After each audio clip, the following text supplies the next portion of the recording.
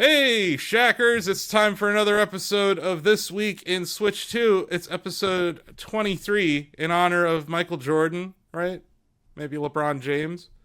The Cavalier LeBron James, not the Laker. Definitely not the Miami Heat player. And definitely not the guy who's promoting Hennessy. Screw that guy in particular. Anyway, I'm your host, Asif Khan. I'm CEO, Editor-in-Chief, EIEIO here at Shacknews. That stands for Extremely Intelligent, Extreme Intelligence Officer, which, boy howdy, do we need extreme intelligence in this land of AI slop. Congratulations if you are seeing this video. You have been able to sift through all the bullshit on the internet, or you saw us in a vertical video. So congratulations on making it to this podcast. I'm joined by my usual co-hosts. I have news editor Donovan Erskine here. What's up? Fresh off of reviewing Pokemon Legends ZA last week. Have you had a chance to play it a little bit more since then? Oh yeah, been playing a bunch. Nice. Yeah. And joined with my other co-host. Keeping that well. Head of Long Reads! See? I was wondering if you'd remember. Oh, I take detailed notes. David Craddock is here, back from Chicago. He's back here in Canton, Ohio, beaming to us through a series of tubes, albeit deprecated and really, really hard to even see the internet here in Canton, Ohio, or, it's a monopoly of sorts. I'm pretty sure everywhere. Like, Donovan, do you have choice in the internet that you have? Or is it just one company?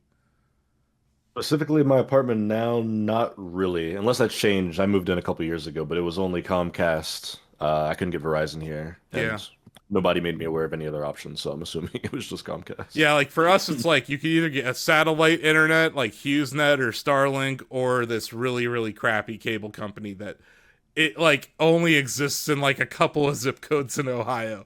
But Yeah. that's the internet in 2025 still for some reason.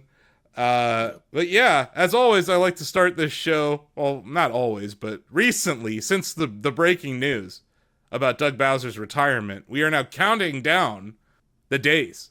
There are now only 72 days left in the reign of terror of Doug Bowser. And yeah, I say that, but it's just, he's the president of Nintendo of America. Bowser's a bad guy. Reign of terror. He's a good guy. Do you think Doug Bowser's counting down the days until he retires?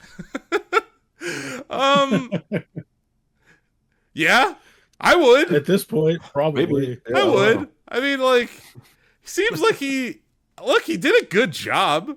Like, whatever his job is, he tweeted a lot. He really did tweet quite a bit about things. So, yeah, I think I don't know. Like, if you knew you were retiring, Donovan, would you be looking forward to it? Perhaps. I mean, I assume Doug Bowser's got a hell of a retirement plan set up for himself, so if I had one as lucrative as that, I probably would be counting the days down. Well, not to mention, does he have this, like, Nintendo stock that he probably was compensated in? But he also used to work for EA, and they just got their money hats. So, like, That too. He's probably doing pretty well. I've seen him go to Maine on the weekends and stuff. Like, he's probably living a nice life already. But yeah, like, hardworking dude, gets to look forward to We'll his have to retirement. do a proper send-off episode whenever we do, like, the last episode of the year. Or It's whatever the gonna last be one like, before I don't even want to reference the show, but it's gonna be like the final episode of Fresh Prince of Bel-Air or something. You know what I mean? Like, it'll be an emotional show where we'll have a montage to Boys to Men. I also realized the hilarity of asking someone in their 20s about their retirement in this economy. You're gonna be like 98 years old by the time you can retire. Yeah. So my apologies for even asking you such an absurd question, but it's hypothetical. It makes sense that he would be excited. So we're excited for you, Doug, and we're going to keep counting down and celebrating your time here at Nintendo of America. But yeah, 72 days left to drop the, I don't know, like Link's Awakening soundtrack on Nintendo Music, or I don't know. What else could he do? The game lineup is pretty much set from now until the end of the year. He can't do much there. They're not announcing anything else, yeah. That's it. And they're not going to announce, like, DS is coming to Switch Online before the end of the year. That'd be a next year thing. The big Switch Online thing this year was the GameCube announcement, right? And boy howdy, are they drip dropping the fuck out of that thing. Like, we haven't... They are. It's been months. We We haven't got I don't even shit. think we have half of the launch lineup that they announced to that initial wave. So And look, Soul Calibur 2 is good on there. F-Zero GX is on there. Look, I Mario love Strikers. Strikers is honestly the best one. Maybe Wind Waker as well, but like played Wind Waker, I've played Strikers, I've played all these games. There weren't a whole lot of great.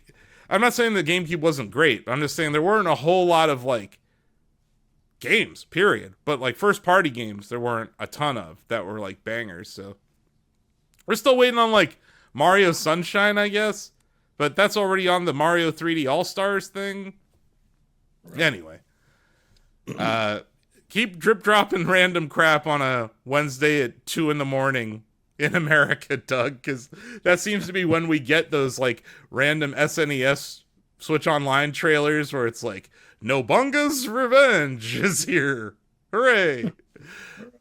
I'm still waiting for RC Pro-Am, David. That's really...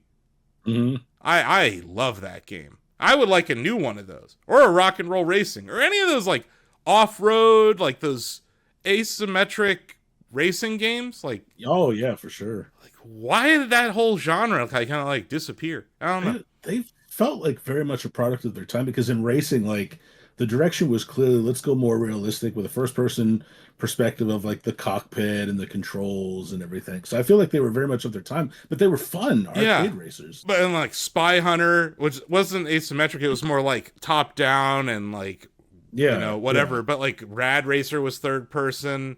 Rad Racer's still not on Switch Online. Right. I don't know what's going on there. Anyway, let's talk about some. They're not. This isn't technically new, but they're new on Switch, and they're new on Switch 2. These games that we're about to talk about.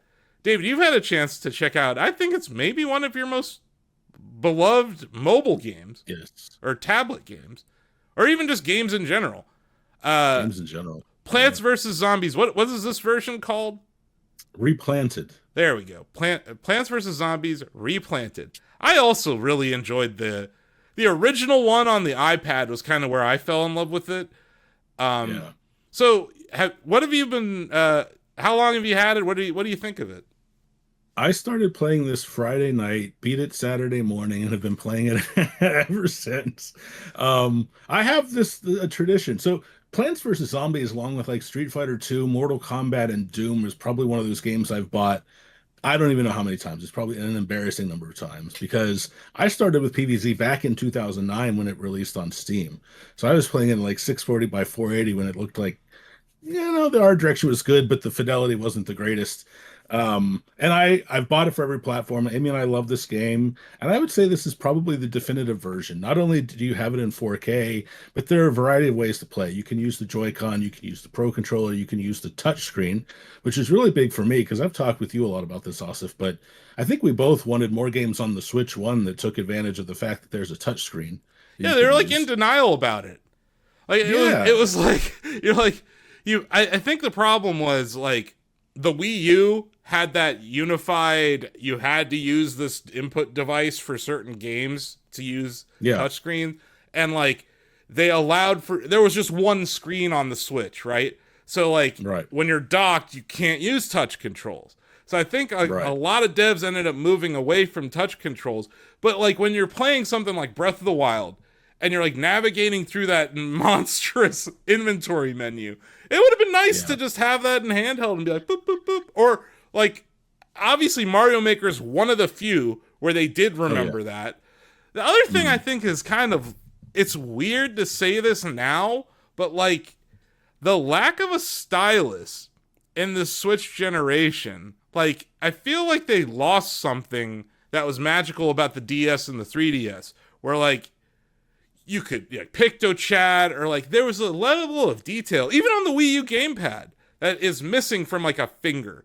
But I agree, like this was a no-brainer for this game. I was going to be pissed if they didn't do that. So are you playing this in handheld or how? Because I was going to say, for like, I've talked about on this show that I don't really like the Switch 2 as a handheld. It's too wide, it's too heavy. It cramps my hands. But with this, I've been playing a lot in handheld. And I did it initially just to test, like, let's see if it's here. But I've kind of fallen in love with playing that way. It's interesting too, and I played this game on the 360 and the PS3. I bought it for both systems because I'm crazy. But like using a controller can be a little cumbersome because you have to keep track of a cursor. You have to move it around to like collect the sun, collect the coins. You have to use the shoulder buttons to switch between the cards or the seeds that you want to plant. And so the touchscreen is just more accurate here. But yeah, I mean, playing with a controller, I beat the game that way. So it's more than doable. And I think the cool thing here is not only do you have like this game evolved over the years to include a ton of mini games, extra modes, but you have even more here. You have RIP mode, which is basically permadeath. You die once and that's it. Like you can't save or anything. It's die once, game over. But the one I really like is called Cloudy Day, where you get less sunlight, and every like 2 minutes or so, a storm will roll in, and all your sunflowers go to sleep. So you have to bank sunlight to use while the zombies attack during the storm. Yeah. Which is really, really fun. It Huh. adds some tension to that game for sure. That's cool. Yeah. Is the meta still the same? Like, It's pretty much the same. Yeah. Yeah. okay. I haven't unlocked all the seed slots yet. So one of the interesting things that happened over the years, and I think it might have had to do with the width of mobile screens, but in the PC version, the original, you could have up to 10 seed slots, but in every version after that, it was only 9. So I have 8. I haven't unlocked the 9th yet because I've been Okay. buying the upgrade seeds, like the ice melon and stuff. Yeah, it's good. Literally, like the iPhone got wider and I guess narrower in an aspect ratio. Like it's more of a Yeah. rectangle than it is. It was never a square, but it was like the original iPad, definitely closer to a 4:3 aspect ratio. The original iPhone was Yeah. The original iPhone had some super weird aspect ratio. So like, It did. I'm sure that like they had to evolve with the times there. But that's interesting. Um, does this support mouse gameplay? Do you know? Or? I need to test that yet. Okay. I need to test it still. Okay. It didn't even like we were talking about this in our chat earlier, but it didn't even occur to me to try it just because not a lot of games have used the mouse support yet. So I kind of forget that it exists. But I'm gonna try it when it Except for comes. your game of the year, Welcome Tour. Of course, like Welcome Tour does everything that I Welcome could Tour possibly want. in a video game. showcases the mouse gameplay magnificently and repeatedly. And like Yes, it does. I keep bringing this up whenever we talk about mouse gameplay, but I was at that April event for the Nintendo Switch 2 reveal, and they had Metroid Prime 4 Beyond running there in 1080p, 120 hertz with the mouse setup. And that to me was still my most excited I've been about it. Also, it's in Civ, which makes a lot of sense. And like I would like to see maybe like City Skylines get some sort of Switch 2 update that would allow for that, because that game runs like complete ass on the Switch 1. So that's one that is really begging for that, but I'm sure they're well into development of Cities 2. It's out. Like maybe we get a Cities 2 on Switch 2. But yeah, I'm curious because talking about the whole touchscreen input, right? I feel like the mouse input kind of addresses that. It does. You know, And at least when it comes to single tapping. But then we know that you can use Donovan. You reviewed Drag and Drive. Like you can use both of them in that. I know it wasn't necessarily the mouse gameplay, but you were using it in that same orientation with both controllers. So like for me in my head, David, I'm like, well, then they could do that and give us 2 cursors on the screen. So if you want to like pinch to zoom or something, like the vernacular of mobile input, I think can be mapped to a television with that input now. So I think that's an interesting aspect of it. But then at the same time, like you said, they already ported the Plants vs. Zombies series over to console. So like, why do more work, right? I get it. Like it's, I think it's an interesting place for that game to be in. But it's like the headline here is like, this was never on Switch. Like we're just now getting this. Yeah, it's so bizarre because it seemed like Plants vs. Zombies, kind of like Resident Evil 4 and Doom, like it came to everything for a long time. But I feel like maybe they were waiting for this HD remake, and I'm not really sure. Like this year isn't any special anniversary that I can think of. Like the game's 17 years old now, I think, and that's like 17 isn't really a milestone for anything.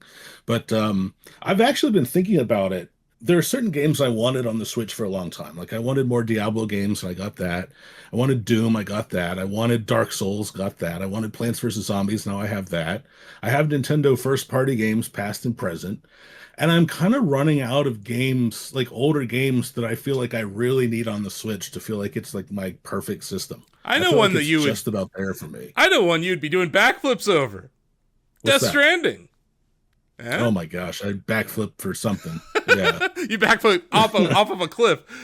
Yeah. But no, like, yeah, I agree. I guess is my point. Like, you're right. The Switch One lineup and this continuity of eShop has led to the scenario where it's like, well, if it released on Switch, most of the time it's running better now on Switch 2. Yeah. So you're getting to revisit games that you loved, or like Animal Crossing, which you never stopped playing, but now it runs better. Right. Yeah, I do think that like our category, which I think we're gonna bring up a game that should be on Switch 2 later in this episode, but we are running out of these like big games that you want These and classics. like, yeah. Yeah. But I do want RE4 remake. Like I know we're getting 7, 8, and 9, but like Yeah. that's one. I was just thinking, like, I will rebuy 2, 3, and 4 on the Switch, too, Absolutely. if and when they're released. I will too, even though I'm a scaredy cat, but like I would just there's something magical about being able to play these like really high quality games in handheld or in tabletop mode for me. Yeah. You know, but yeah, you're right, man. Like I guess like big releases this year that aren't like Sony exclusives or whatever. Doom: The Dark Ages is the one that sticks out to me. Is like, Yeah. hey, Yeah. Microsoft, I know you're busy with your future of gaming handheld, but like when you're done over on the ROG Ally side of things, like maybe port the best FPS game of the year to the Switch too. That'd be cool. Because the other two Dooms are there. Like, you know, we got Doom and Doom Eternal are there. I feel like Dark Ages will come to the Switch too for that reason. Yeah. Like it's not like this it would be the first Doom on this platform. And we're getting you know? Indiana Jones, which is part of the ZeniMax conglomerate that is now owned by the Microsoft conglomerate. You know, but like, yeah, it seems like it's a matter of time at this point. But like, I like that we are starting to get parity with releases of things now. So it's like, you know, Madden came out at the same time, FC came out at the same time, 2K came out at the same time. Not WWE, but NBA 2K launched simultaneously. Like, sim shipping is so important, I think, to the story of Switch 2. And Microsoft is really being selective still with what they're doing there. And they're also being like weird about, okay, Gears is on PlayStation, but not on Switch 2. Like, Forza Horizon 5 is on PlayStation, but not Switch 2. And obviously the PlayStation 5 is far more similar to the Xbox when it comes to hardware. So maybe it's easier to do these things, but like, I think they're missing out by not putting it on this like really popular new console. Yeah, yeah, and like to be clear, I'm talking about these are older games. Like the Switch 2 is becoming the perfect system for me. There are certainly other games that could be released, but when I think back to like pre-2010, Yeah. I really can't think of a lot of other games that I'm just dying to see on this platform. Like anything that happened now would surprise me. Like I want classic Mortal Kombat games on this platform, and that's coming. The Mortal Kombat Legacy Collection will be on Switch and Switch 2. Yeah. At the same time it releases for the PlayStation and Xbox consoles, which is pretty cool. So I'll have that too. That's another thing I can check off my list. Yeah. And I mean, we got Mortal Kombat 1. We certainly do have that. And that's out of there on the Switch, but not the Switch Yeah. 2 technically. It's not a Switch 2 edition. No. It's like those ones I mentioned though, David. There's some random 8-bit games that I would like to see make their way. But you're right. Like the big ones, like the ones that I'm like, oh, Donovan, you got to play this. You weren't around when this came out. Like they're all out. We're the elephant in the room is the Pokemon franchise. The old Pokemon games are like nowhere to be found on the Switch ecosystem. And they have the Game Boy Advance and they have the Game Boy apps, right? So like, and I think it's even Game Boy Color games are supported now. So it's like, come on, give us these Pokemon games. Give Donovan what he wants. He's been asking for this for years. And it's not like the Switch 1 couldn't handle these. Like, like the emulation was easy. My final hope is the 30th anniversary, which is 2026. February 2026 will be the 30th anniversary of Pokemon. If there's ever a time for them to be like, hey, they're all on the eShop or whatever, that'd be it. If they don't announce it next year, I will never expect it to happen ever. It would make sense. That would make sense. I hope you're right that they're like holding a bunch of stuff for that moment, because it is a big moment. 30 years is a huge deal. And this is maybe one of the largest entertainment franchises ever. So yeah, you would hope that they have some sort of video thing, like movie or TV thing, or some kind of game thing, some kind of legacy game thing, some kind of remake, or like there's so many things they could do to celebrate that. And I know that they're like investing in Worlds, right? Worlds is going to have its own fan expo. Like, like they're doing a bunch of big stuff next year already. We know that Champions is coming. We know the DLC for Legends ZA is coming. So like, yeah, come on, do the needful. Doug Bowser, before you leave, call up the Pokemon Company and just be like, hey, how's that whole Nintendo Switch Online thing looking? Because otherwise I will have to bother Devin Pritchard about this next year. And yeah, a sternly worded email will come from Donovan. Probably not. But I think that's one, David, like the Pokemon franchise. Yeah. Mm-hmm. But yeah, you're right. It's not like some of our favorite games. Here's one that I don't necessarily like, but at one point I played it, and I would say it would lend perfectly to the Switch ecosystem and the Switch 2. Hearthstone. Oh yeah, like Magic the Gathering too. Or right? Marvel like Snap. Or Marvel Snap. Like now that, PVZ supporting touchscreen just has me thinking of all these other games that would benefit from being on Switch 2 with touchscreen support. And yeah, you're right. Like those would be great. Yeah, so like I think there's still stuff out there. But some of them are owned by Microsoft now. Activision Blizzard is now owned by Microsoft. But yeah, I think Hearthstone would be an interesting one. Like I've been wondering why they haven't done that. It might be too late at this point. The game's popularity has kind of waned. But Marvel Snap is still being played by people, and I think it, based on what you're saying, like it. So I'm curious about how you were playing it in handheld. Did you take the Joy-Con off when you were playing it, or what were you doing? No, I kept the Joy-Con on just because, like, I wanted to see how seamlessly I could switch between touchscreen and controller with the Joy-Con. You can do that. It doesn't ask you, like, which controller you're using. Like, you can just do it mid-game as much as you want. Mm-hmm. I would hold it in one hand and tap with the other, which actually, like, I didn't find it too heavy. Then I would lie on the floor, put up the kickstand, and just kind of tap like that. Yeah. So, you could really, like, any way you played with your tablet or phone back in the day, you can play on the Switch too with the touchscreen control. I think, so we'll get into me playing Pokemon later in this episode, but like Pokemon's the kind of game, Donovan, that you can play while you're doing something else, right? Like you can have like in between sports fights, yeah, I'd say. I mean, like, yeah. like you have like sports like on TV or like a podcast on TV. You can play it in handheld while you're doing something like that, a passive kind of entertainment on your bigger screen. But like, I still don't want to play this thing in handheld, so I think I'm gonna just start popping it up in tabletop mode and just rocking a pro controller while I play it. Because it is that kind of game. I guess you're right. Like when you're in a battle, forget it. You are immersed in that battle. But like, it's good to hear that I could play this. I'm gonna pick this up, David, because I love this. It's only $20, which is perfect for a remaster. Like, you don't see a lot of remasters at that price. They seem to be usually like 30 or 40, but $20 to me is an instant buy for a package like this. There's so much content. Yeah, I'm getting it.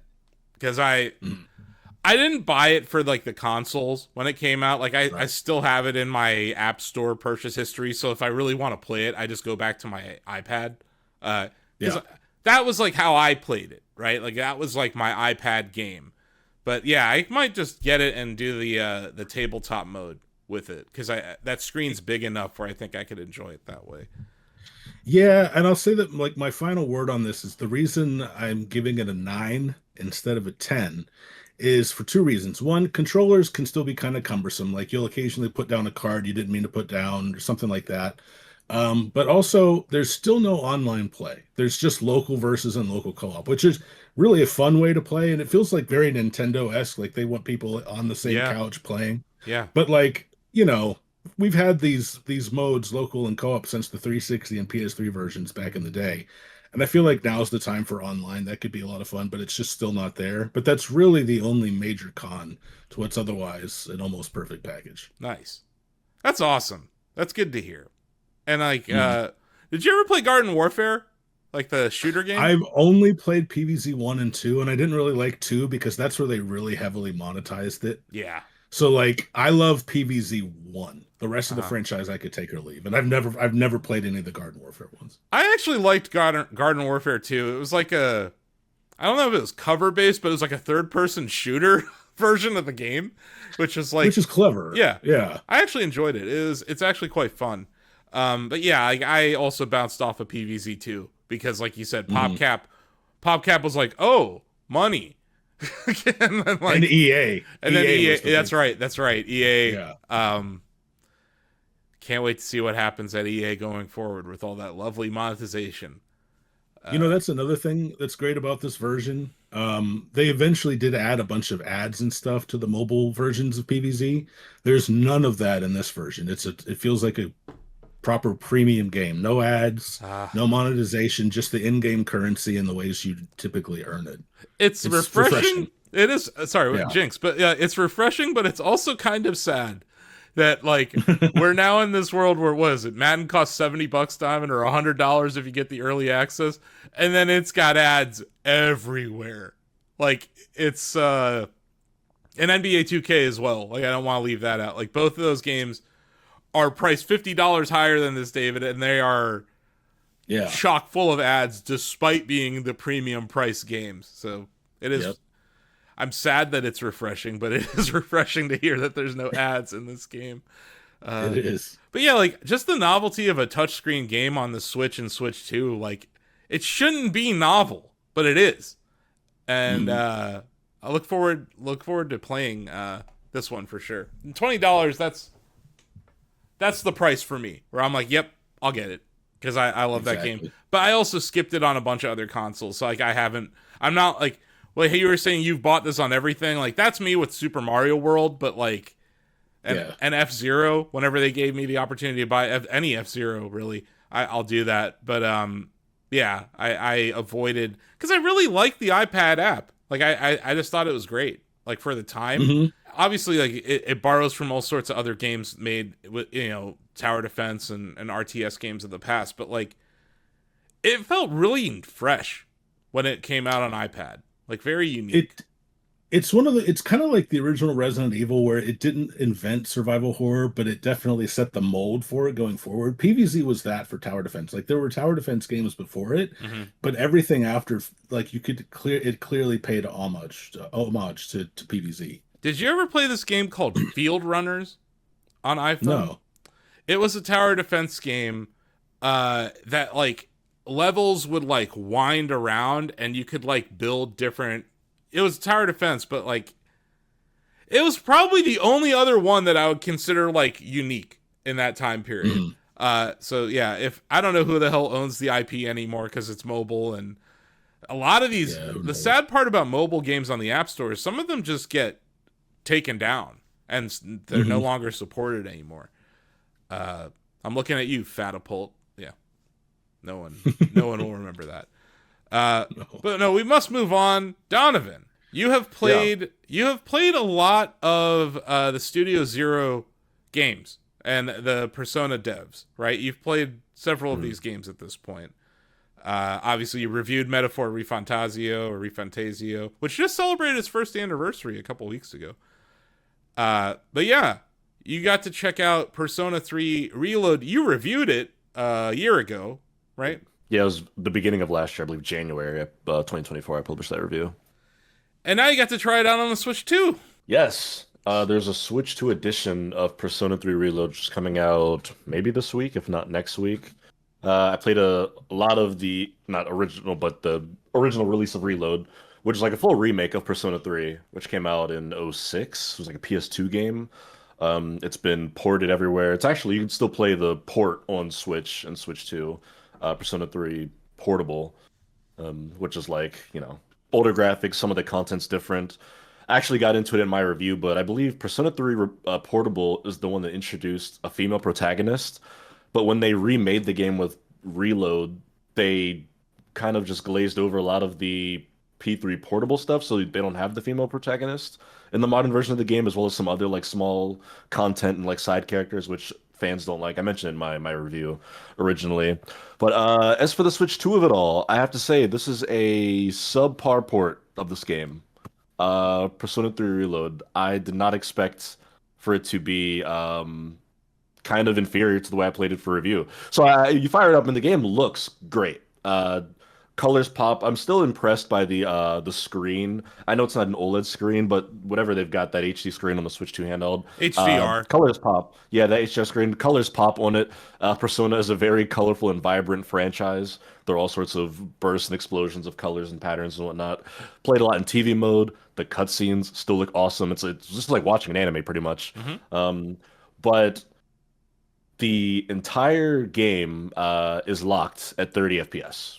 Hard locked, docked, and handheld on Switch 2, the Switch 2 edition. And it's a bit jarring, to be honest. As I reviewed it, I played on PC. I also played a lot on Steam Deck. The Steam Deck version runs better. Not amazingly, but it runs better than this. But the first time I drop in and I'm running around as my character, I was like, oh, because it looks choppy, the way you move. And I've looked into this because apparently folks have been kind of making a stir about this since they put the demo out. That it's not only that it's just at 30 FPS, there's like a weird choppiness to it. Like it's not like a smooth feeling because a lot of games you can play they're perfectly fine in 30 FPS. And after all, it's a game that came out in 2006. It's a remake of the game from '06 at least. But like there's a weird choppiness to it. Like when you're moving the camera around or entering, leaving areas, it looks like it's lagging sometimes. And I don't know if it's just the way the game was developed and the way it looks, the art style maybe just clashes with the performance, but it feels like weird. Like when I was playing it, I was like, I mean, don't get me wrong, Persona 3 is a long ass game. I was probably never gonna do a full playthrough over again on Switch 2. Yeah. But like if I was like, I that probably would have dashed any chances of that. Because it does look a little, it has a very weird feel to it. Which I wasn't expecting genuinely. When I got the email, I was like, okay, it's Persona 3 Reload. I played the game. It'll just be the game again on a new system. But it actually was like, it felt materially worse than playing it on PC, which is to be expected. But I think the locked 30, the hard 30 is what kind of took me off guard because even, not the PC version, but I know on Steam Deck, whenever you go to like Tartarus, which is like the dungeon you return to every night. It's where a lot of the like combat happens. They lock like the main area that's at 30 FPS as well, just because it is such a busy thing. And I know people like not jailbreak, but they go in and tweak their Steam settings to undo that. But that I could get. But this was everywhere. Like when you're in school, when you're in the dorms, talking to people, it felt very much not modern. It did not feel like a Switch 2 edition of a game, which I thought was a little disappointing. So I think the Final Fantasy VII remake, the Intergrade remake that's coming out next year, is also locked at 30. Okay. So yeah, I think that's true. So, but from what I've seen, it looks okay in that game. So that's intriguing here. I do wonder, your point about like the animation and the style of the game might be clashing with it, and also just when you're playing it on PC, it was performing better. So it's like just it's notably different. This is so weird, man. This is such a trend this year. The trend of just inconsistent performance on ports to the Switch 2. For me, this is like the official one where I've officially reached a territory where I'm like every third party port is a coin flip because some games you just expect would run well in certain things, and I'm not like a software developer, so I can't say this game is easier to port than that one. But it's like I don't know. I feel like there are games that are more graphically intense that run better than P3 Reload on Switch 2. So at this point, I'm just like I'll just see when I play them, which is not a great place to be at. But no, especially when people have to make purchasing decisions on this stuff. Like if you're like Cyberpunk runs well on the Switch too, and like I've seen side by side with Xbox, the ROG Ally X, and like I've seen it with even Steam Deck. Cyberpunk runs great on Switch too. I was very vocal about my complaints about Donkey Kong Bonanza's ending, right? So that's like a first party game. We talked about how like some games just straight up aren't coming out, right? Like various Unreal Engine 5 games, Borderlands 4, for instance, said problems on all sorts of consoles and even PC. But they just straight up said, we're indefinitely delaying the release of the Switch 2 version. So, like, Mhm. And then there's Star Wars Outlaws, which runs extremely well on the Switch 2, but there's no cartridge, and a lot of game companies are coming out and explaining why they're not using cartridges for a game keycard thing. It's not just the storage. It's the speed of the cartridge is too slow to deliver performance. So there's like actually a technical limitation of cartridges, and there's a technical limitation of storage speeds. So it's like, what a mess it is to try to develop a third-party game or to port an existing third-party game, I think is what we're seeing. Like, when you're developing it in tandem, it seems like we're getting better performance. Although, like, I go back to Madden. Madden's definitely not better on Switch 2 than it is on the other consoles. And I don't think It's it was playable though. It's fine. but it's It's like right on par. yeah, but it wasn't jarring. Tony Hawk's Pro No. Skater 3 plus 4 ran perfectly fine, except for like the crashes I had. But like when I was playing it, it looked and it ran fine. So it's like, it's definitely engines, or it's the developer's own knowledge of the engines. It's the scalability of the assets. And I think some devs are not as proficient at using DLSS, the NVIDIA super sampling tech, as others. And I don't think that necessarily affects the frame rate. Someone can correct me otherwise. But like, what's happening here is you have two consoles, both that have AMD chips in them, right? The PlayStation systems and the Xbox systems run on AMD, and the Nintendo Switch 2 runs on a system on a chip made by NVIDIA, or made in conjunction with NVIDIA. So it's like, if you're making PC games, obviously you know how to make games for NVIDIA. And I'm not making an excuse for Sega or Atlas or Studio Zero here, but I'm just kind of guessing as to why we are in this situation. Because it really is, like you said, Donovan, it's a coin flip. And it shouldn't be. No. And it actually makes these moments where we get to talk about previews or impressions of these games more valuable to listeners and viewers. Because, like, you probably want to hold off on this. Now, the question is, like, does this mean Metaphor going to be ass on this thing? Because I don't want to play Metaphor if it's ass on this thing. I'm going to finish it on my PS5. 30 seconds of running around, I was like, maybe I am not as hungry for that Metaphor Switch 2 port as I thought I was like 2 weeks ago when they had their anniversary event. Yeah. Yeah, I do have, there's a quote here I want to share. This is from an interview that, let me get the source right, Ungeek did with the director of P3 Reload, Yoshihiro Komori, where he talks about the Switch 2 port. He said, quote, "For the Nintendo Switch 2 hardware, we started development before the hardware was actually released, and we didn't have a great idea about third-party software. After the release of Switch 2 came a lot of new titles, so that was sort of unexpected, but it also works in our favor. But after it has been released, we are sure that our graphics quality has definitely matched the standards." That's obviously translated from Japanese, so could be some, maybe there's some nuance lost there. But yeah, this has been a thing that people have been discussing in the community. Because like I said, there's a demo out, so people have played the demo and have been like, "Oh, this is like worse than we thought it would be," and it doesn't seem like there's like a fix coming, or it was this quote to me feels similar to the Donkey Kong quote, right, where it was just like, yeah, like we are content and satisfied with how this game plays. So I don't think there's going to be a performance patch for P3 Reload anytime soon now. Maybe enough backlash could change that, but it's just weird. And don't get me wrong, I mean, Persona 3 Reload is a phenomenal game. I gave it, I think, a 9. Yeah, it's awesome. The music still so good. I just played the game for review last year, and even like booting it up and listening to the opening cinematic, I was like, God damn, this is still some of the like best JRPG music. The characters are all great still. It's stylistic as all hell awesome. Too. Like, yeah, they make menus that look better than most games. Like, they make button mechanics, or like, JRPG style, menus, like, like attack menus or whatever, that are more stylistic than like entire games. So like, that's the jarring part, Donovan. It's like, you're like, yeah, the cutscenes look great, the music looks great, the presentation looks great, and then you start running around at 30 FPS and you're like, ooh, I don't like this. Yeah.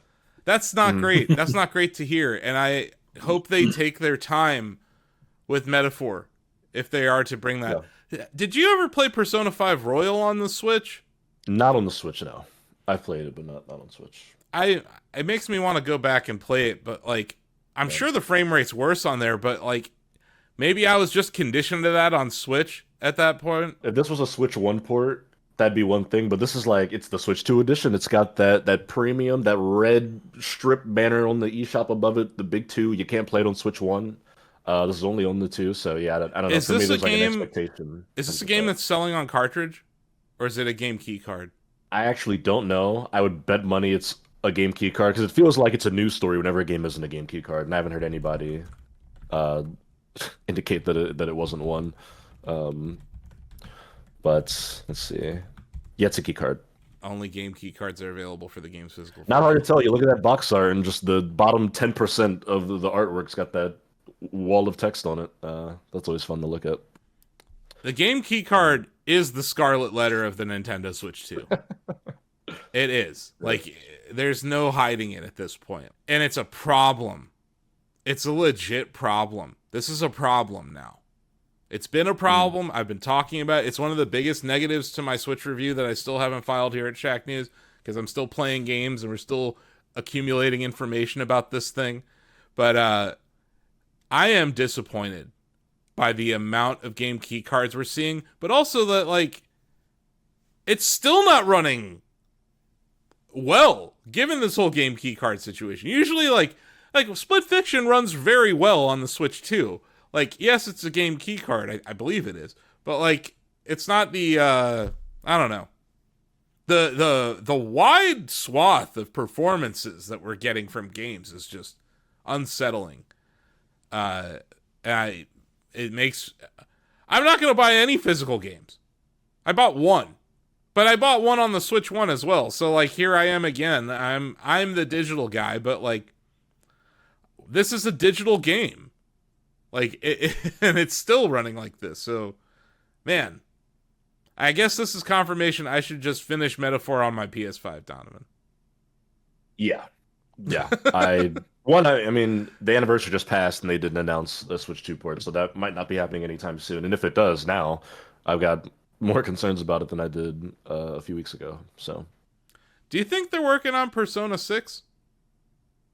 Oh yeah, that's not even like a do. I think they definitely are. Yeah, 100%. Because, like, that's their next game. Metaphor is great and all, but I don't think it's we're gonna make a sequel immediately kind of game. No, P6 is definitely their next thing. I mean, Persona 5 is one of the most beloved JRPGs ever made. It's about to turn 10 years old in a year at this point. I would imagine it's all hands on deck for Persona 6, whatever that is, and that'll be the biggest announcement of whatever event it eventually shows up at. Mm-hmm. But that's one that people like rumored last like Summer Game Fest E3 cycle. Like people were like, "Oh, is it at the State of Play Summer, Jeff?" Yeah. So I think that one's coming. I doubt it, because do you remember that one? I think it was a Game Awards where Sega had, like, they bought one ad slot at the Game Awards, but they announced 5 games in it. It was like, I do remember that. Crazy Taxi, this, see you later. And it was like, wait, what did you just say, Sega? Like, I don't think they'll probably, like, I think, you know, we had TJ and Greg on in past episodes talking about Tokyo Game Show.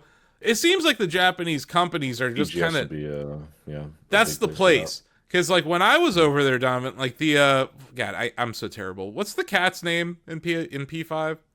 Oh, Morgana. Morgana is everywhere in Japan. Like, every store you go to, there's, like, a Morgana keychain or a plush or whatever. Like, it's... That character and that franchise is beloved over there, so it wouldn't surprise me if they save that kind of announcement for Japan. And so far, Jeff has not... He has not announced a showcase for TGS. Somewhere in LA, a monkey paw just curled. Because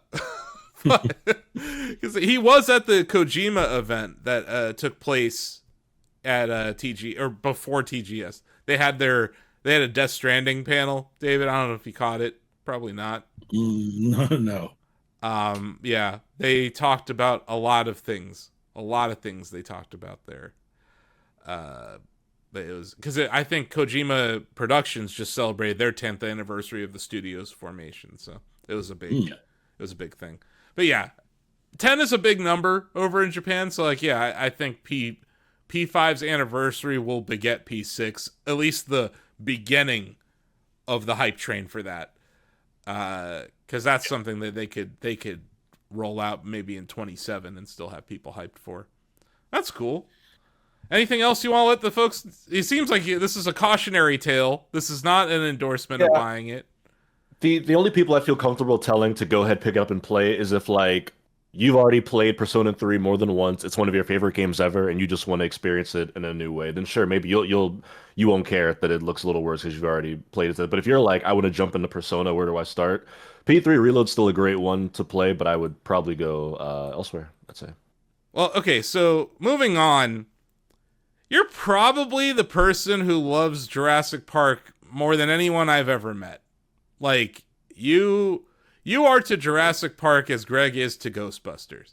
This Like, is a Jurassic Park poster in my living room. You can't see it because of the glare, but it's just hardly out of frame there. Mhm. But yeah. and so you got to try out. This isn't a game that's on Switch 2, but you think it should be. You got to try out Jurassic World Evolution 3. Yeah, been playing it for review. My review will be published by the time anybody listens to this. And I think the driving force for me wanting this game on Switch 2 is because the first one was on Switch. Jurassic World Evolution 1 got like a, I don't think it was simultaneously, but at some point they came back and did like a Switch edition and launched it on there with all like the DLC and stuff.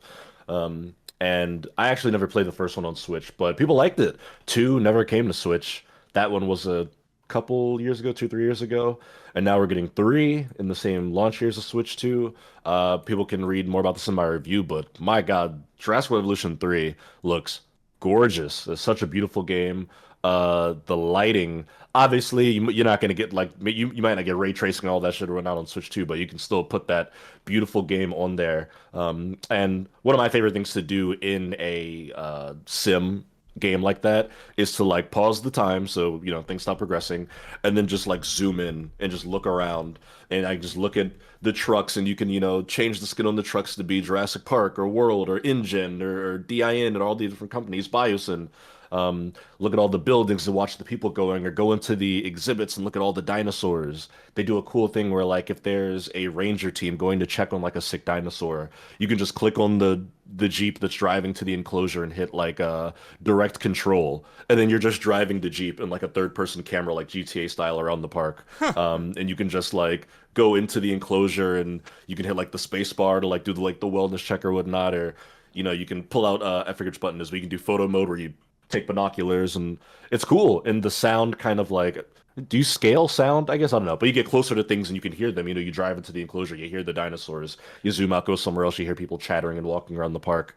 But would be great on Switch too because the whole mouse controls of it all, right? I think didn't one of the 2 Point games just come to Switch, or is about to come to Yeah, Switch? I 2 Point think TJ Museum previewed. I think is coming to Switch 2 soon. Yeah, But yeah, you're I pulled up their store listings, and it's on Steam, it's on PlayStation, it's on Xbox everywhere. Series Yeah. X and S. And Mhm. usually if something can run on Series S, it can run on Switch 2 pretty easily. So this is just one of those scenarios where they're just not doing it, at least at launch. That kind of bites, but I agree. Mm. I think this is the kind of game that should be on Switch 2. Would love that. And I mean, for what it's worth, we don't know where Frontier, which is the people who make this game, we don't know where they stand in the hierarchy or the like the line queue of studios getting Switch 2 dev kits. I know for all we know, maybe they're dying to make it. Who knows? But I don't think they've done any Switch 2 specific games yet. But would be great to have on there. I want to try it on Steam Deck and see how it feels on the go because it's fun. I think it's the best one of the trilogy. It feels like the culmination of they've been making these games for like 8 or 9 years at this point. Mm-hmm. It's pretty excellent. What are you gonna give it as a score? I think this is a 9. I think it's a 9 out of 10. It really is like the wish fulfillment of like create your own Jurassic Park. Yeah, I don't think anyone's going to do that anytime better anytime soon. nice. It's very fun. Sandbox in that mode is awesome. Or sandbox mode in that game is awesome. That's cool. I agree. I want it on Switch 2, but I want everything on Switch 2. Yeah. I played a game on Switch 2. Would you guys like to hear about what I've been playing lately? What game would that be? Well, you see, I want to be the very best. And I am super not the best. I'm playing Pokemon Legends ZA. In the year of our Lord 2025, I have come back to the Pokemon franchise, David. it's been like 15 years or so. Like it's been a real one. It's been since Yellow for me, and I plan to return to it this year as well. I gotta say, Donovan, I really, really, really like this game. Like, Nice. it's fun and cute and awesome music and funny. It's actually quite funny. It's really funny though, and I'm glad I was the only one who thought this. The writing is like a step above like Respawn games. It's funny. The characters all have like this individuality to them. Yeah, there's like an awareness now that Game Freak has. It feels in their writing. But also, just the emergent gameplay is funny. Like what are they called? The enraged Pokemon, like the ones that you just encounter that are like the alpha Pokemon. Yeah. Alphas, red eyes. Yeah, the whole concept of alpha Pokemon in this open world ish game is so funny. Like I've seen so many clips this weekend of just like people just having a cup of tea with their Pokemon at the cafe, and then there's like this enraged Pokemon running down the street at them. Like someone was just taking a picture of the Pikachu like floating in the water, just hanging out, and then here comes an alpha Pokemon running at them. I was in like a wild zone, and there were a couple of them chasing me. I really like this. I got tired of the turn-based game. It didn't intrigue me at all for years. And it's not like, yeah, the graphics had improved over time from whenever I was playing to now with maybe not Scarlet and Violet, but like, what was the first Switch Pokemon mainline game? Well, you could debate whether or not it's mainline or not, but Let's Go Eevee and Pikachu were the 2018. Those were the first ones. After that was Switch. If you like the first main like new gen was Sword and Shield. Sword and Shield.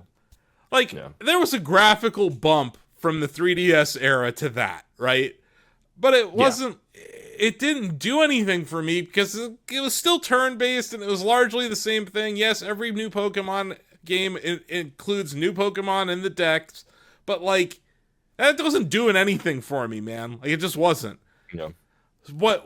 Every single time I've seen this game this year, in the preview that you did or the preview that Ozzy did, the gameplay that we had at Pokemon Worlds or whatever, the thing that kept me interested was the real-time battle mechanics. That shit is intense. Like, it's actually kind of crazy. I love it. It's like, yeah, Greg called it a breath of fresh air and a bunch of jaboofers on the internet trolled him for it, but like, it is. It's like new. It feels new and fun and challenging. And man, I suck. I am terrible at like knowing how to compose like team composition. Shit happens so fast in some of these trainer battles, Donovan, where last night I straight up forgot to like heal. Cause like in between, like your Pokemon are getting murked and you're like, oh God, I need to revive. There's only a short window where you can hit the X button and like drop a potion or something. I thought that was such a clever new addition from Game Freak because obviously in the turn-based Pokemon games, you could just spend a turn to use a healing item, right? And then it'll bounce back to your opponent, they'll go. So to do a cooldown, that was something during my preview that they pointed that out to me. I was like, okay. Because before I was like, wow, I mean, you could just spam healing items, right? You'll never lose. But yeah, I had those moments where I'm in a tough battle and I go to hit the button and nothing happens and I look up and there's like 6 seconds of cooldown left and I'm like, oh shit, I gotta like run.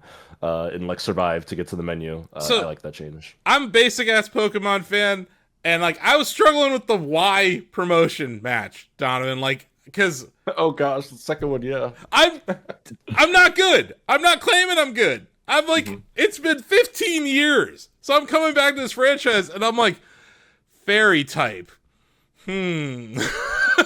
Okay. So have you realized, or have you picked up like the UI when you look at your moves? And you're aiming, or you've like locked onto an opponent, and your moves will show you which ones are super effective. They're like symbols, where like it'll give you a circle if it's just normal effectiveness, 1 times damage, and then there'll be like a circle within circle, super effective, and then X is like no effect. Triangles like less. I shouldn't do this on camera. Triangles like less effective, but yeah. That's funny. No fucking idea. So thank you. Like I said, horrible Yeah. Pokemon trainer here, folks. Like, No, it's honestly, a miracle I've made it as far as I have. I'm envious of you and eventually David that you guys are like, we're gonna come back for this game because since this is a Legends game, there aren't new Pokemon. There's some new forms, but it's a makeup of Pokemon that have existed throughout the franchise. But for you guys, it's mostly new because Gen 6 was a decade ago. So I'm like, I would love to run through this game and so many of these Pokemon be new to me. That's got to be a fun way to experience that. It is, because, like, it was like a Litleo or whatever, and I was like, Yeah. my brother's It like, was cool. what is that? And I was like, because it makes this really cute noise. I'm like, oh, it's a Litleo. And I'm like Yeah. learning the Pokedex from, like, I have For Discovery, yeah. it's fun. That's why I'm like, this is actually fun to encounter new Pokemon, capture new Pokemon, train them, and get in these battles, because, like, oh my god, they get intense. And, like, They do. it's awesome. It's, like, way more interesting. Like, it actually feels like a video game. It doesn't feel like a series of menus. No offense to the old games, but they were a series of menus, and so were Final Fantasy games. Plenty of RPGs are a series of menus, and it still is a cerebral game. I'm not talking about that. There's obviously team composition, all these things, matchups that you still have to consider in a turn-based game, but it amps up the importance of this shit, because you see it happen in real time. And, like, I was like, maybe I need to throw some grass-type Pokemon in my team. And, like, they were all lower levels than the rest of my Pokemon, Donovan. And, like, I got wiped so fast in this Y matchup. And I was like, I cannot believe that just happened to me. Like, I was like, this is embarrassing. So, no, folks at home, you will never see my gameplay on the Shacknews YouTube channel because it's horrible. Footage. Now, I still do want to play you at some point online, Donovan. We should. I'm But down. not this week. I am not ready. I am super not ready. At all. Well, like, Yeah. I'm getting it, though, and I really, really like the combat. Like, I know everyone's shitting on the lack of voice acting, but, like, so I want to talk about this, Donovan, because, like, I understand and simultaneously don't think it's a big deal. And here's why I feel this way. There's so much fucking text in this game. There's a lot, especially in this game. Yeah. There's so much that you simply, like, I know that they make billions of dollars off of this game. They can afford to pay voice actors. I'm not arguing that. Yeah.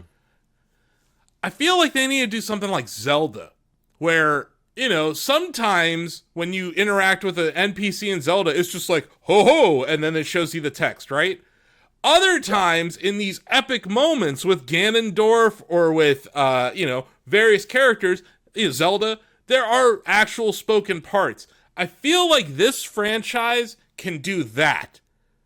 They can do that. And if they don't want to do that, here's another game that I know you love, David, Animal Crossing, where they have their own algorithm for generating vocalization in the game. Like, companies in your own in the ecosystem, Game Freak, knock on Nintendo's door and be like, can we make this less ass? Because you guys make so much fucking money when you have these awesome moments that are, like, stunning. This is the best looking Pokemon game I think I've ever seen. Like, it cheapens it to not have a little bit of voice acting in this. Like, not all of it. I don't think it's possible. I don't think it would make the game better. But those key moments, having voice would be cool. That's why I think Zelda should be what they try to emulate when it comes to voice in a game. Because it's not like, I don't care if the shopkeeper in Hateno Village talks to me in actual voice. But, like, those Ganondorf moments in Tears of the Kingdom are way more epic because of Matt Mercer's voice. So it's like, there's a balance here, guys. And I think that's probably part of why you knocked it down from a 10 to a 9. That's part of it. And, like, I think that's a very fair criticism from everyone, but I don't think it's even remotely feasible to fully voice this game. I don't think it would make it better, and I think it would be kind of dumb to do that. It would also be extremely challenging for a localization standpoint. So I get all of that, but, like, There's a happy medium here. There's gotta be. You brought up some great points that I also want to touch on because, yeah, it's not. I also don't want or need full voice acting for every line of dialogue. There's a shit ton of talking in all Pokemon games, especially this one because there's so much lore and random nonsense they want Yeah. you to learn. But like, there are key moments in this game, and you've seen some of them already. You'll see more where it's like the game drops into actual full CG cutscene, and characters are doing unique animations, and they're like lip synced, and they're emoting, and it's like, okay, now somebody should be speaking. Like in the beginning, I'll spoil it because it's the opening scene and nobody cares. But like when you see the tower lighting up, and the professor or wherever they're like, "Wow, we can't let the people know of Lumios," and they're just sitting there all going, Yep. it looks like I've seen people say that it almost looks like the game's glitching. Like there's was a glitch and the audio's not coming out, right? Or when like the Floette sends the beam into the sky That! and everybody screams and runs, you just hear the sound of an explosion and it's just silence. Yeah, everybody just goes. It's one of the most epic moments I've seen in a Pokemon game. I was like, it is early on. We were like, whoa, and then everyone's like, Yeah. I'm like, come on. Like, that's where their mouths are moving. So it's like, Yes. you're almost there, Game Freak. One more generation, and maybe you can vocalize a little. To compare to a game I just talked about, Persona 3 Reload, I stand by there might not be no games in existence with more people talking than a Persona game. There is so much dialogue, it's almost, it's insane. It's unfathomable how many people talk in those games. But there's voice acting in the bigger dialogues, right? When there's a story beat or someone's telling you something new. Now, if you go walk up to a side character with like foot against the wall, you just read the text on screen. But like when you go to talk to Yukari about like the next Dark Hour, now she speaks. Yeah. There's a voice that comes out of her. Yeah. And I like the Zelda idea. I don't like the Animal Crossing idea. I don't want Pokemon characters to be like, but I do want. I think the Zelda one will be good, where they're like, oh, hey, ooh, Yeah. what? Something. Just make them feel alive. Yeah. Would be nice. And it doesn't have to be full sentences. It's just like unique things. Like the Pokemon Center lady, give her some sort of vocalization. Yeah. You know, like the detective lady, she could have, obviously in those more epic moments, she would need to have a voice. Mm-hmm. There's a way to do this. I really think Zelda is like the framework though, because like I in no way want to hear every character talk to me. If I had to listen to those fucking Hudson Construction people talk to me, I would have given that game a 6 out of 10 instead of a 10 out of 10. But it's still fine to have them vocalize. Like there's a happy medium here. And I think Persona 5 and the Persona games, they do that. Not every single dialogue beat and metaphor has voice. But the moments that do make that game so much more epic. And it's like their mouths are moving. They're almost there. You're almost there. And it got me thinking, like, what's Game Freak's malfunction? It's like they never stopped making handheld games. It's like they think that they're still making DS games. It's like, guys, it's you're 3-4 generations removed from this. Like, yes, these games can be played in handheld. Yes, you can optimize them for handheld gameplay. But you don't have these storage limitations and these other things that factor into why your games were like that before. You can have a higher budget. You really can. And it's like, that's the thing where I think fans are dead right. It doesn't make the game bad. It doesn't. Because the part that got me hooked, and I think the part that you'll enjoy, David, is the gameplay. And like before we move on, like the music in this game is simply outstanding. Like they killed it, Donovan, and it's diverse. Like there's like really cool chill music, like the hotel music, but then like the battle music's great. The encounters with different characters are great. Yeah, I this could have been a 10 with like a couple of things. It's unfortunate that they should view themselves as one of the premier game franchises in the world. Yes. And I don't think they do. I don't understand it. There's no reason that Pokemon, like I know we talk so much about budgets in games and like they burn hundreds of millions on COD, and GTA is gonna have the highest budget ever. But it's like Pokemon should be in those that company. Like they should like Pokemon should be all resources. It should be the most expensive games that Nintendo produces next to like Mario and Zelda games. Like it's crazy to me that like these games are getting made for like less than what they spent on the Saints Row reboot that like Yeah. got that whole studio shut down. It's just crazy to me that it's like it makes this much money and that they don't even put in like 1/16th of what Rockstar's not a fair comparison because GTA is its own beast. But like, name any AAA game, Ghost of Yotei.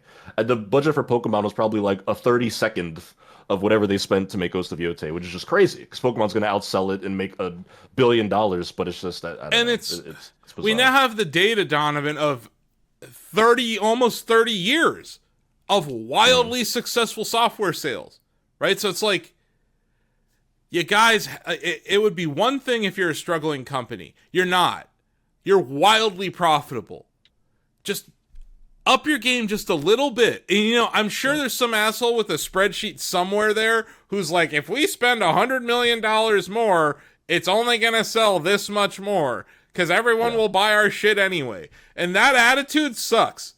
Like, I don't think they care what their review scores are. I'm sure they don't want them to be ass, but like, it's not like, I don't think it's going to break the bank for them to like just Scarlet do these and Violet were the worst reviewed mainline Pokemon games since I've been paying attention to video game review scores, and they're still like top 5 best-selling Switch games. It just it doesn't matter. So that's the problem. But just from their own like the developer's self-esteem, do it for yourselves, if not for your fans, because like you have the ability to make a 10 out of 10 game. You can. You really can do it. So many studios are struggling, and you choose to not do this, and that frustrates me. But it's not it's not off-putting to the point where I'm like, oh, this game trash, I'm putting it down. No. Not at all. Yeah. No, it's it's like when your friend that always does or says the stupid thing, does or says the stupid thing, and you're just like, why are you like this? Yeah. Like, you still love them, you're still great, it's just like, but like, why do you do this? And that's how I feel with this in Pokemon games. I have optimism because we're 2 Legends games in now, and the pattern seems to be that these are like the testing ground for whatever new weird thing they want to try, right? Like Legends Arceus gave us those like 5 open zones. They were like mini open worlds, and then Scarlet Violet was the first fully open world Pokemon game. You know, the seamless battle thing was kind of introduced in Arceus, and then it was taken to its conclusion in Scarlet Violet.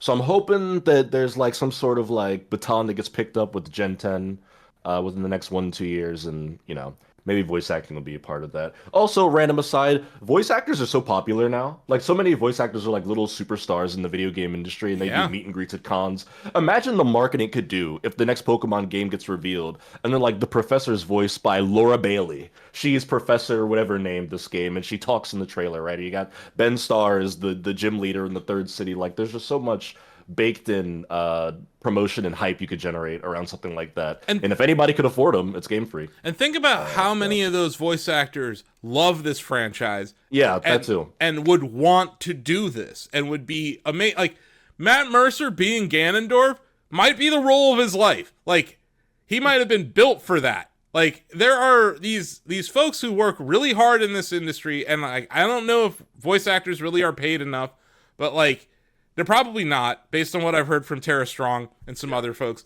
But like, and Nintendo's own attitude about them, right? Where it's like, God, when I reviewed Mario Wonder, you could not say the name Kevin Afghani until like a week later, right? Like, they were like, don't talk about Mario's voice at all in the review. You cannot talk about this. Because they don't want celebrities to be made out of their games. And like, when it does happen, you have Charles Martinet, who's one of the most lovely people I've ever met in the entire video game industry. And oddly enough, he was at Nintendo Live. He has now been elevated to the Nintendo ambassador role, right? Because he's so damn charming. Like, it was undeniable people would love him. From the moment he voiced Mario in 64 to now, right? Like, okie dokie and all those things that he says. Like, I saw a side-by-side comparison of how Kevin does those voices versus Charles. Kevin must love Charles. Like, you know, like everyone loves Charles Martinet. Like, so you're right, Donovan. Like, there would be a huge groundswell of like excitement that they could tap into if they gave a fuck. So please, please understand. Please Pokemon. give a fuck. Just give the tiniest of fucks, and your game would be like outstanding. Like everyone's like, oh, here's what Final Fantasy VII Remake would look like with no voice acting. I saw that clip over the weekend, and I'm like, yeah, I get it. Oh. Well, it is like one of the only negatives I'll say about it, but at the same time, I'm cracking up at the writing of this game. It's insanely well written and funny. So like, there could be some really good punchlines out there for voice actors too. Pokemon Company and Game Freak and Nintendo. So please understand, just please. But I'm liking it. I'm playing it every night. It's like, it's the game that's taking up my time now. And I just want to mention again, the music's outstanding. Oh, yeah, very good. Very good music. Remixes of tracks. Oh yeah, X and Y as well. I believe the battle theme is like a sped up version of the OG X and Y battle theme. Okay, and also a lot of good original tracks too. Yeah, that's why I was like, I recognize this. Like some of these things, I'm like, I remember. But yeah, okay. Yeah. I'm like, we're gonna be posting some of the songs to our YouTube channel because this will probably hit Nintendo Music in like 2038. So we figured might as well upload them if you want to hear them without playing the game in the meantime. But yeah, like even just like encountering people, like there's just these moments in the game where you're like, God, this song rules. And like maybe the loop is only 46 seconds or something, but like it's great and extremely well produced. So it's funny how you have these moments of like graphical. I know that the actual gameplay is, it's not gonna knock your socks off graphically or whatever, but it runs very well and all that. But the cutscenes look good, like better than any Pokemon game I've ever seen. So like those are the moments where like a little bit more of fucks, and boom, this game is like I think even more critically acclaimed than it was. What an interesting swath of review scores this thing has gotten. That's I think it's somewhere around an 80 Metacritic right now, which is quite good. I expect to talk more about this game next week. I am into it. David, I think you might be into it. I don't think we put it on our must-play games of the year, Donovan. Like, would you say it's a must-play? Probably not. I don't think so. Even with the real-time thing, I don't know if it's gonna like make fans out of people. Like, I don't think Bill Lavoie is gonna play this and be like, "Wow, okay, this is my number 9 game of the year." Yeah. I mean, I think you should at least, I don't know, watch when we stream it. People should keep an eye on it. But must play is like I'm a hair away from that. I wouldn't go that far. Is it in your top 10? Yeah, if I made my list today, it'd be in my top 10. No, I think it's in mine. There you go. That's a bigger testimony because I'm a Pokemon sicko and I've put Pokemon games in my top 10 before that people would have laughed at if I tweeted my list. So yeah, I think it's in my top 10 games of the year right now, and it comes down to the actual gameplay. Like I think this new gameplay is great, and I know that it's existed in other games, but it hasn't existed with these characters in this franchise. And like I do care about these characters. Like I care about several Pokemon that like I was happy when I got my Pikachu. I was like, finally. Like I can actually like get to work. I need to read Shacknews guides because we have a breakdown of all the matchups, like what to do against a fairy Pokemon, what to do against this, what to do against Poison that. Poison and Steel. There you go. That'll do it. I know. Fairy was kind of made to like counteract Dragon because Dragon types are so OP for so long in Pokemon. That makes sense. So, and I also, I have Totodile, but he's not a dragon. He's water, just pure water, yeah. Right? So, like, yeah. I don't actually have a dragon type right now, I don't think, so. I need to keep progressing. Hard to come by. Not a lot of dragon types. But I am rank X now, so I'm not total ass. There you go. But I am still very terrible. You won't see my gameplay, ever. Unless Donovan's beating my ass on stream. You'll see that. Because that would be good content. So, yeah, before we go, we have a couple of news stories that we want to hit. Just as this is the Switch 2 show. At the Nintendo Direct in April, Shigeru Miyamoto came out there and said, "Hey guys, I made an app. It's called Nintendo Today. And it's going to be the place to get all the latest information about Nintendo Switch 2 and games.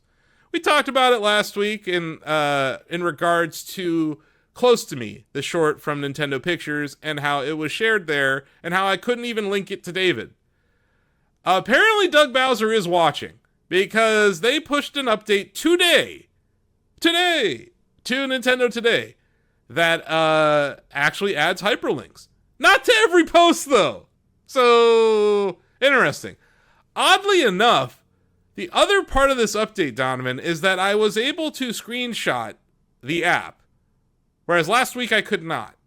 And I was able to screen record the app using iOS, whereas last week I was not. Now, I haven't had a chance to do this yet, but I am going to reach out to Nintendo PR for a comment on this, because I just want to know, can I capture things on Nintendo Today, or will you copyright strike me? I was going to ask, what are the odds that that was an accidental change and it'll be patched out like in the coming weeks? Because I tried to see if anybody was like, hey, like this is a thing you can do now. It wasn't in their patch notes. Nobody's really calling it out as like a change. I wonder if this was like an oversight. And they're watching. Clearly they're watching us. So let us know. Or just patch it out. But I didn't post anything. But just for the purposes of, vetting the app, I wanted to see if I could, and I can. And last week I couldn't. So, David, have you used the app since last week? No, I haven't. No. See? You see what I'm talking about, Miyamoto-san? Like, he doesn't give a fuck about this app. You need to fucking shove the video into these folks' eyeballs, or else they won't see it. Like, yes, they're doing all sorts of cool stuff for Kirby Air Riders in that app. No one's seeing it. And then with this moment, I said, make a website out of this, right? I said, make it shareable, allow for rich content, maybe, this is crazy talk, but maybe even allow for embedding of your own assets in other articles, right? Like a YouTube video or like a tweet, right? Or even a Shacknews Cortex post. Like, the Shacknews Cortex shouts have embed ability, okay? Maybe that's what they did. Nope. It's just basically a link that tells you to download the app. It's like, here's cool thing, sometimes screenshot of cool thing. By the way, download the app to see the cool thing. So, is this what we were asking for? No. I don't know if I'll ever come off the hill that this should have been in the Nintendo Switch app. Because I think the Switch app, the revamp that it got with the Switch 2 launch, made it useful. I actually open it sometimes when I want to see if my friends are playing Pokemon now that they all have it, or I want to look at my screenshots. I actually find myself opening it. Whereas in the Switch 1 era, I think I went years without touching it after I was done with it. I think Nintendo Today just should have been a tab on the bottom of the Switch app. Also, while you're listening, Doug, put it on the Switch 2! Also that, yeah. They already have a news section. What the hell? They could easily use Nintendo Today right there. It's the same assets too, David. They're all it's all intermingling. Just Nintendo. Duh. And then while we're at it, put the music on there. What are you doing? Yes. Yes, Nintendo we Music, know. Nintendo Today should be on the Switch What the fuck are you doing? Your fans own your system. The people most interested in this content are Switch 2 and Switch 1 owners. Yeah. What the fuck are you doing? Everyone on mobile. We need mobile app, mobile usage. We need more downloads. We need more activity. It's there's some spreadsheet asshole at Nintendo who's this is why we're doing this. It's going to lead to X amount more Nintendo Switch Online subscribers. And it's no. That's not how this works. No one's going to be man, I need to sign up for a Nintendo account because I need to see a 3D model of a vehicle in Kirby Air Riders right now. And if I don't see it today, I'll never see it. That's not how the internet works, Nintendo. And it's just fascinating that they're still like this all these years later. Anyway. Yeah, they're gonna Nintendo no matter what. It's so close. Almost. You almost nailed it this time, guys. So even when they do what you want them to do, it's almost like they're thumbing their nose at you just a little bit, being we're still gonna do it our way, the way we want to do it. We're still gonna make it an ad for the app, and it's okay. So is this your answer to hyperlinks on social media? You guys, you ever see me sharing? when I share a hyperlink on social, do you ever see it? Do you guys even see me on social anymore? Am I anywhere? I see you. I see you on there. I don't see you post hyperlinks, but I see you on there. No, it's mainly just me in my Well, backyard telling you the weather in Canton. But like, I try to share hyperlinks on Twitter and on other platforms, and yeah, those platforms don't want you to leave, and it's like, therein lies the fallacy of Nintendo today's logic. But you know what? It's a step in the right direction. I'm not going to applaud it, but at least it's going the right way. But I am going to email Nintendo PR and just be like, hey, I noticed this. I wanted to ask you, is this okay now, or is this a mistake? Because I certainly don't want to get a copyright strike. But the app is now allowing me to do things that it wasn't last week. But it did allow for earlier this year. So it's like, what is it? My guess is it's a mistake, Donovan. I think you might be right. But yeah, like, I haven't seen anyone talking about it on social, because last week a bunch of various aggregators, I guess, shared what was it, Close to Me, and some others, like screenshots from Close to Me. One person shared Close that to you. Yeah. Or Close to You. Yeah. Sorry. And some people shared that Breath of the Wild screenshot. They all got DMCA takedown requests on Twitter, which is like astonishing. I've seen all sorts of shit. I've seen Game 7 of the NBA Finals in 2016 just hanging out there. The whole game, David, is just on Twitter. I've seen that too. It's wild. Feature-length films that are like old, that have released within the last like 1 to 2 years. They're just sitting there on Twitter, blue check marks. Anyway, this might be a good time to mention that, some of these aggregators were sharing a incorrect translation of an old Miyamoto interview, taking it out of context to say that he doesn't care about game preservation, basically. It was like 4 jumps to conclusion on the mat. But, that's not what he said. And he wasn't even talking about the Mario movie at the time. So they were talking about how, like, they could use other entertainment to make... It's what I was talking about last week, basically. How this next phase of the Blue Ocean is expanding public's knowledge of their intellectual property through other entertainment methods other than video games. It wasn't that video games aren't important to them. It's that they think that the movie could help expand knowledge of their franchises, and the amusement parks could help, and toys could help, and plushies, and all that stuff. But a bunch of people saw one aggregator of Nintendo information tweet this. And when I say people, I mean our colleagues in the industry, like Nintendo-focused news websites, saw a single tweet from a very popular person on Twitter, and they ran the story. And I just think it's, like, sad to see how the internet is operating right now. The idea of 2 sources or vetting information, it's secondary to getting the article up, getting the headline up. Because if you don't, you lose the SEO race, right? The search engine optimization race. I've found that it's far more important to be right than it is to be first when it comes to publishing articles on the internet.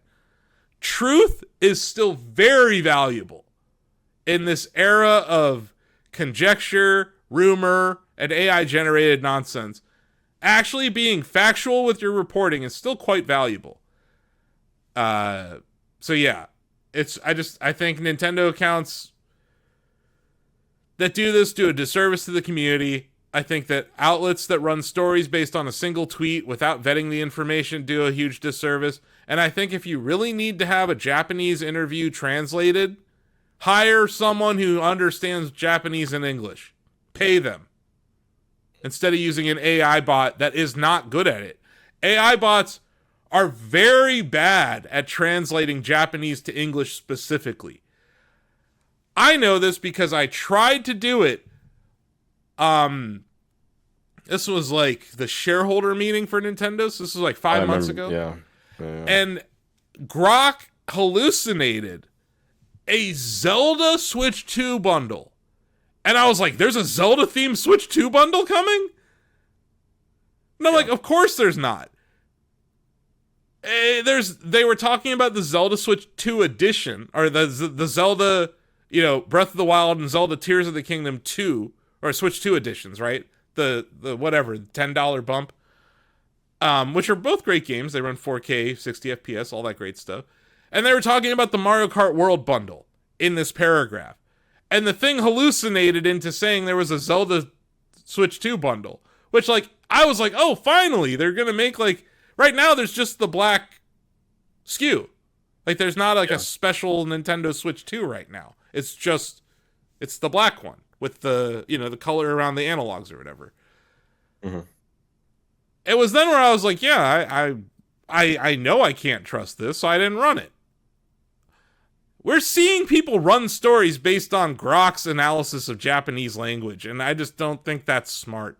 The AI thing, I think it's a case of the technology being too smart for its own good, because I think what happens is, obviously when you translate one language to another, a lot is lost in terms of grammar and sentence structure, which usually a human, you just can kind of fill the gaps with logic and reasoning. But I think what AI does is it tries to not dumb it down, but put it in layman's terms, which is where you get the Zelda Switch 2 bundle, because it thought that's what that meant. Or Miyamoto saying that games don't last forever. Won't run forever, yeah. Yeah, won't last forever, or won't run forever. And it's that's not what he said.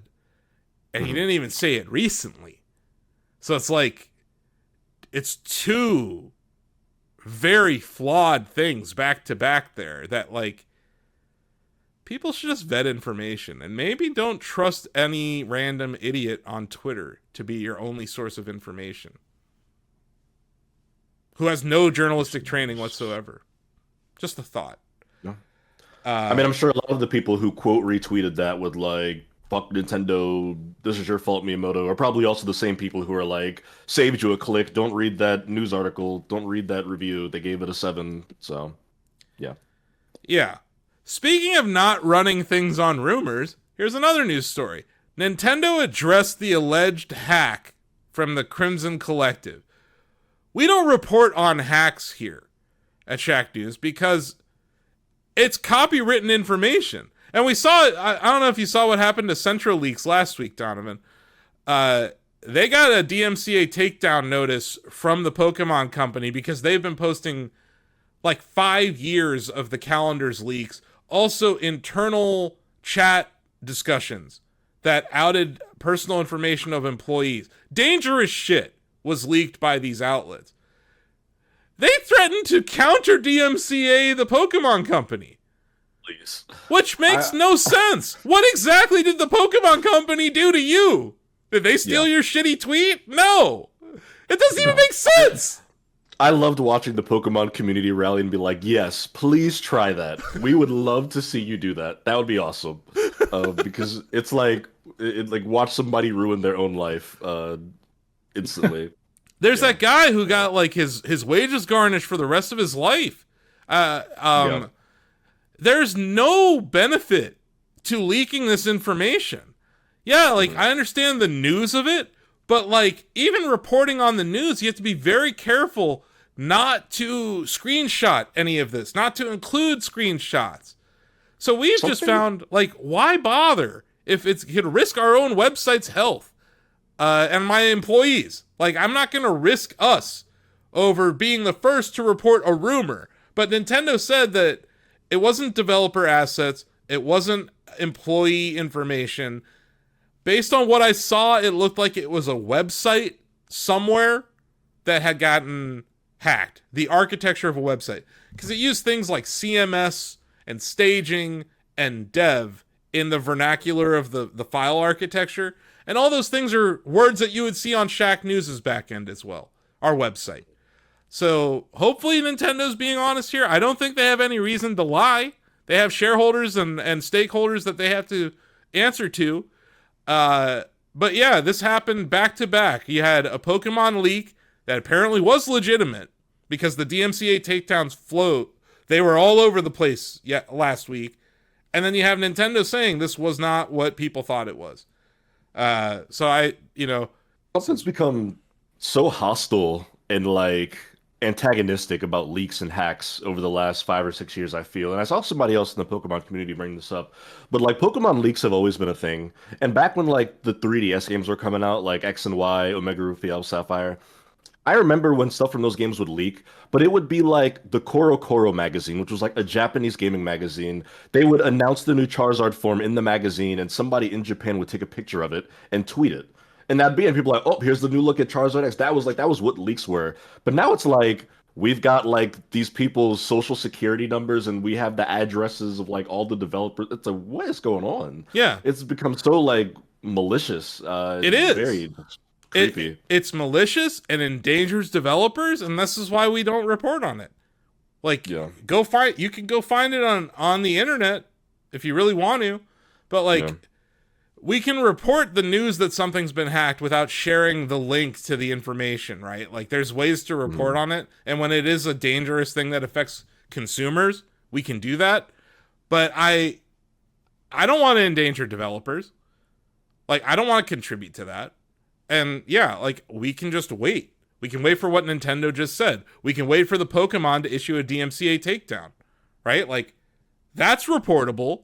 That CenturyLeaks got a DMCA takedown and was dumb enough to think they could fight Nintendo and Pokemon lawyers. These are the people that you're valuing, folks at home. You really think that this guy's gonna beat Nintendo ninjas and Pokemon ninjas in law? In a court of law? Do you think Elon would have actually deleted these posts if it wasn't because he was afraid of that? Like, to take something off of Twitter, I told you, Don has seen motion pictures, the fucking entire Game 7 of the NBA Finals in 2016. You can just find it on Twitter right now. Like, Twitter is a shit show. For them to delete something means that the Pokemon Company reached out directly to them and said, remove this or we are going to pursue legal action. That's all it means. And also, yeah, you're going to be held liable for endangering human beings. These people who think, oh, I got the clout. I got X amount of internet points from this. Right? Like, okay. Ask Puro how that's going. He gone. You know what's really weird about this, Diamond? How many long-time leakers of Nintendo information do you know? Not many. they have a short lifespan. I would say 2 years tops. Yeah. Like, they last about 2 years, and then they gone. And they're dead. They magically disappear from the internet, and they become a folktale. Or they get their wages garnished for the rest of their lives. And that's just crazy. Like, to think that you can take on these multi-billion-dollar companies. Insane. Insane behavior from a bunch of jaboofers. Now, here's a rumor that was reported by Bloomberg, right? There's your source, who claims they talked to multiple Nintendo Switch 2 supply chain companies. Okay? So that's the source. And that's who they claim they spoke to about this. The rumor is that Nintendo is upping production on the Nintendo Switch 2 console from what was expected to be 20 million from the beginning of this year to March 2026 to now 25 million from whenever they started to the end of March 2026. This would seem to mean one thing to me. I think Nintendo Switch 2 might be selling well, you guys. Yeah. Just call me Detective Pikachu. I don't have my fedora with me because it wouldn't work with this. Can someone make a fedora that could go on top of this headphone setup? That'd be nice. I would look extra journalistic if I did that. Anyway, Bloomberg is reporting this. Now, we have an earnings season coming up. This week, there's a ton of companies reporting, but video game and tech companies really start reporting en masse next week into the week after. Nintendo reports on November 4th. So we'll actually hear from them. Do you think they'll actually say anything? No, I don't. I don't either. Because they don't have to. They don't. They said this is when they begin their fiscal year, which is April 1st is when their new fiscal year starts. So they provided their guidance. I believe it was in May. they provided their full year guidance where they say, we're going to sell X amount of Switch 2s. They said 15 million Switch 2s by the end of March 2026. That's their internal projection. So if you believe this story, that's a 10 million unit delta. That's a very large difference. And not all those will sell, right? Those will be produced by the end of March. Not all those will be in the sales channel by then, right? So we'll see. And Shacknews will let you know if they change their guidance or if they don't. But that will be directly from the source. And we will link the investor relations website. I recommend people go to Nintendo Investor Relations website. There's a ton of information there. If you want to see historical sales data for every single console they've ever shipped, David, every single one. What a concept. Mm-hmm. Transparency. Even about something that's sold as shitty as the Wii U. They'll tell you we sold 13.5 million of those in the worst 5 years in our company's history, right? Like, they're honest. You know what I haven't heard? How many Xbox Ally X's have been sold? Or Series X? Or Series S? Not a single unit sales data point from any of that. I don't even know how many Microsoft Surface tablets have been sold, and that's a relatively successful product. So it's kind of interesting how that works. I can tell you to the quarter how many PS5s have been sold. I think they're over 80 million now. That's awesome. I like transparency from these companies, and yeah, like I guess what I'm kind of dancing around here is Nintendo they're very it's a very serial under-promiser and over-deliverer of information. Historically, unless they know for sure, we beat our numbers. I don't think they're going to try to pull the cart before the horse here. They're going to just be like, sure, there's reports out there. We're not going to say anything until after Christmas. That makes sense, right? Like, their biggest holiday probably in the last 8 years. Why not wait until you have all that data? Because it's entirely possible that they will have sold more than 15 million units by the end of December. At which point, in February, when they announce earnings results, they can say, hey, we now think we're going to sell however many units by the end of March. That's historically how they work. So I don't think they're going to increase their guidance on this. The stock moved, though. So the stock was below, in America, it was trading below $20. And I own a shit ton of this stock. It's like my number one holding. I don't own many other stocks. But I am sitting on a sizable pile of cash in my largest portfolio. Because I'm cautious because of the environment we're in. I was very tempted, guys. When it was below 20, I was like, should I buy more Nintendo stock? Which is like a horrible idea for me. I own this shit way lower, right? Like, I don't need to buy it here. I have plenty of exposure to it, but I'm watching the US dollar, which is what my currency is in. It's lost 10% of its value this year. Like, that sucks balls. I hate losing money. Holding money, losing purchasing power. So I was like, damn, I was so tempted. I didn't do it. But that might have been it. That might have been the buying opportunity before the Mario movie comes out. Because you know that's going to be a new hype cycle. Because then they got that next year. 2 years from now, you got the Zelda movie. And I don't know, guys. Do you think this Nintendo Switch 2 might sell more next year? It seems like it. I think they've got something there. I think that, like, and this is very unique, man. Like, they have not historically had back-to-back hits. Like, this is a big deal. The Switch 2 is a shift in philosophy at the company where they made something so revolutionary that they're like, let's just do it again. And they kind of did that with the Wii U, but they kind of didn't. It had a gimmick. I would say the last time it happened was probably the NES and the Super NES. Yes. Right? Like, that was because every now and then, like, then they went every other system was kind of, you know, the bigger one. Like GameCube, not really, but Nintendo 64 also kind of faltered. Mm-hmm. And so, yeah, I think the last time this happened was probably the NES and Super NES. Yeah, and the SNES did not sell more than the NES. No. And maybe this won't either, but I think we're seeing Nintendo embrace an iPhone-like mentality, where they made something so revolutionary that they don't have to break the mold again. They can just make it better. And then we talked about these things ad nauseum, the continuity of the eShop, the continuity of all these accessories that I can use my existing Pro controller on a Switch 2, or my 8-bit do. Like, I can use those things on my Switch 2, right? Like, there are these one-time benefits that we are getting from this continuity that did not exist before. And the last thing I'll say before we can wrap up, this thing's selling like crazy in Japan.